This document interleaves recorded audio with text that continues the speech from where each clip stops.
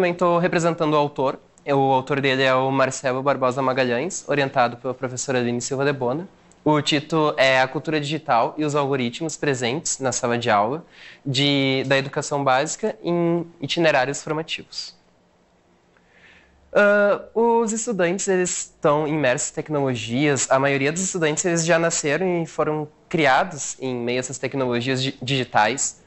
Então, e a escola, por muito tempo, ela esteve distante dessa lógica da cultura digital.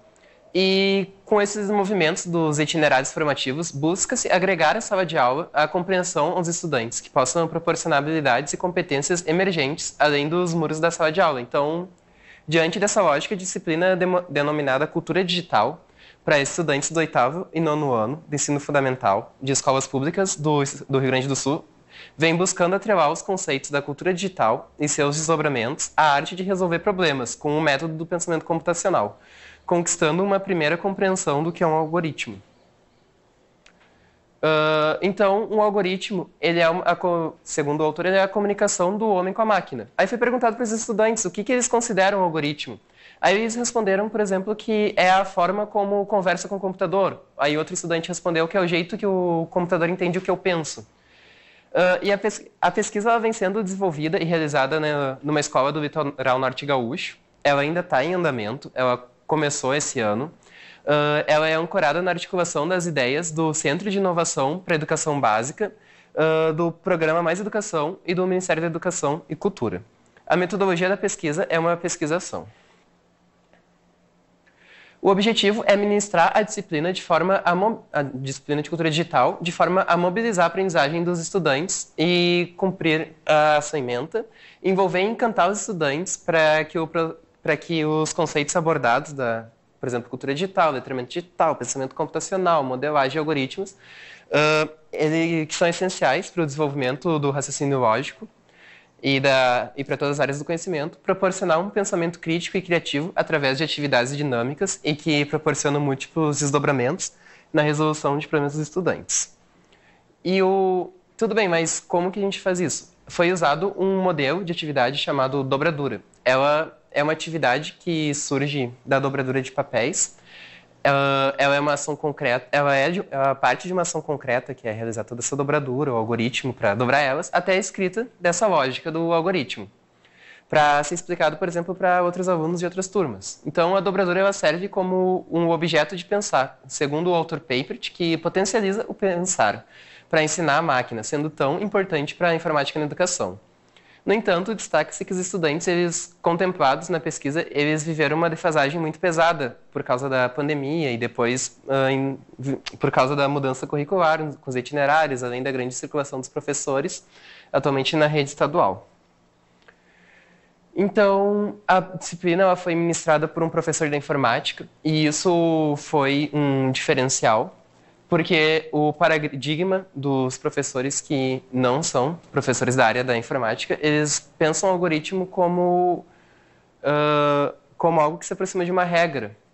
E, por exemplo, o professor informado em informática, enfim, da área, ele pensa como uma estrutura que proporciona a otimização e automação de tarefas, que pode ser escrita e construindo, valendo-se de diferentes linguagens e estruturas, além da comunicação com as tecnologias emergentes.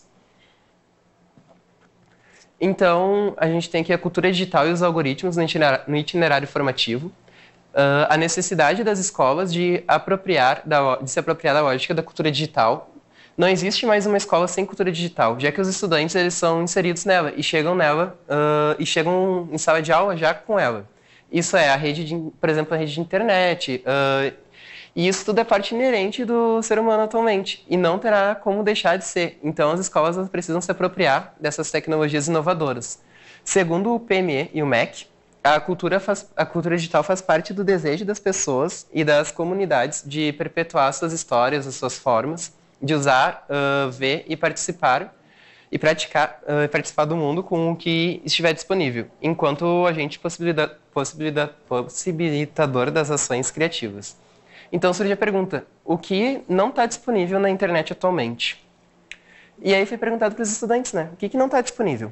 E eles responderam, por exemplo, a arte de resolver problemas. Por exemplo, a forma que tu vai raciocinar para resolver um problema, isso não está na internet, isso está dentro de cada um de nós, o teu raciocínio e a maneira que tu vai chegar à resolução. E nesse sentido, o itinerário formativo ele vem trazer à tona um novo modo de pensar do currículo da escola e até mesmo os objetivos dos conteúdos aos estudantes de hoje. Iniciar na alfabetização digital, letramento digital, até a fluência digital é um fluxo natural dos estudantes. Além disso, essa perspectiva contempla a competência 5 da BNCC. A competência 5 da BNCC versus o itinerário. Compreender, utilizar e criar tecnologias digitais de informação e comunicação de forma crítica, significativa, reflexiva e ética nas diversas práticas sociais, incluindo as escolares, para se comunicar e acessar e disseminar informações, produzir conhecimentos, resolver problemas e exercer o protagonismo na autoria, na vida pessoal e coletiva. O itinerário ele significa um trajeto a ser percorrido e tem relação com processo e caminho. Então, o itinerário formativo ele contempla um objetivo de tornar os processos, os caminhos atuais, e focado no desenvolvimento do ser humano. Paralelamente, que estão na escola. Assim, almejam um processo de ensino e aprendizagem ancorado nos conteúdos ou objetivos de conteúdos, almejando uma formação estudantil crítica e cidadã. Então, diante dessa perspectiva, a gente tem a necessidade de usar essa cultura digital em sala de aula. Aqui, já que o Kitand também é ensino médio, ele inclui a potencialização das habilidades para a pesquisa, usando de recursos tecnológicos e facilitando a produção e incentivo a essa autoria. E para ambos os níveis, o compromisso social e a responsabilidade com as informações, o uso, o manuseio e a finalidade das tecnologias digitais são aprendizados emergentes para a sociedade do futuro. Mas como fazer essa disciplina acontecer em sala de aula? Então, como eu falei, foi feita a atividade da dobradura. Esse aqui é o primeiro momento da atividade, ela foi feita de forma manual. Os alunos eles tinham um papel e aí eles estavam criando esse formato aqui com a dobradura. E aí eles tinham todo um algoritmo para montar esse origami. E depois era pedido que eles escrevessem um algoritmo no papel daí, de como eles montaram. Um exemplo, como se vocês quisessem ensinar um outro aluno, de repente um aluno de outra turma. Então, sobre os resultados, a atividade foi realizada num período de 50 minutos. O material usado foram caixa de leites, trabalhando a lógica e a sustentabilidade também. Todos os estudantes eles conseguiram realizar a atividade concreta. Teve só 4 estudantes que tiveram um pouco de dificuldade na montagem da dobradura. E durante a aplicação, o professor ele orientou os estudantes, perguntando o que eles pensavam sobre e incentivando a construção do aprendizado. E, por fim, a criatividade ela pode ser identificada nas resoluções dos estudantes, desde a lógica de apropriação, a diversidade da escrita e a de tipificação, até a forma detalhada ou não do algoritmo construído.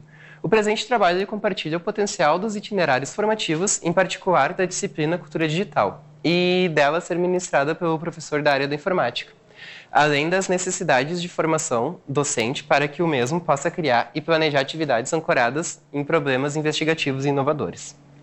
Aqui tem as referências usadas. Muito obrigado.